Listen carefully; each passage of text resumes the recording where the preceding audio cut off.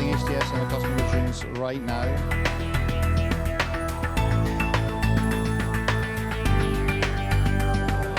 Well, as you can see with all the other companies that are here, almost everyone offers satellite communications to the energy market. And while we have our own teleports that we own and operate, and we have our own fiber network, some of the things that might differentiate us is our expertise in video. We know the broadcast video market and the commercial delivery of video, as well as M2M, machine to machine.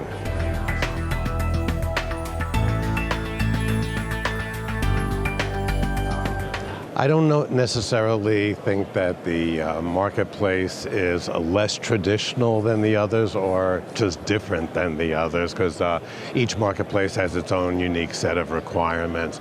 The energy sector is more desirous of and willing to spend for larger amounts of bandwidth. Their information is critical and crucial and extremely profitable and valuable to them.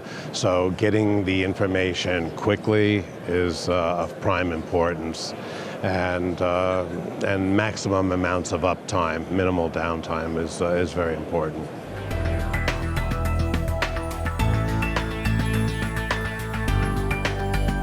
Well, the market isn't necessarily growing.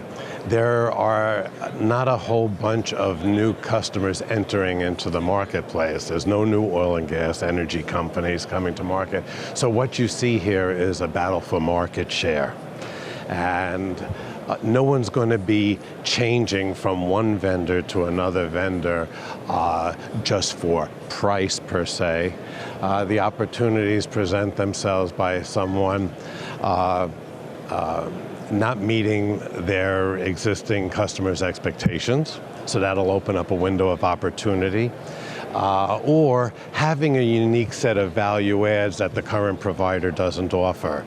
And then they might be willing to give you an opportunity to try it out on either one tanker or one rig or one platform, and if it works out well, then they might consider a rollout.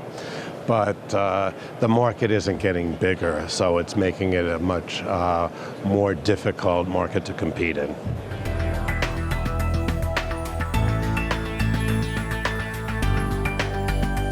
Well, in addition to the additional bandwidth that we were talking about, they'll probably want to do more. And that's why we are looking at our value adds, such as M2M, such as the delivery of video in many different formats, whether it's storing video on a cloud for further indexing, whether it's application development. We're looking at what the needs are of the market, and we'll be able to serve it up because of the expertise we have in some of the other parts of our business. We're not just an energy company, we're in broadcast, we're in government sales, we're in enterprise, we're in so many other sectors.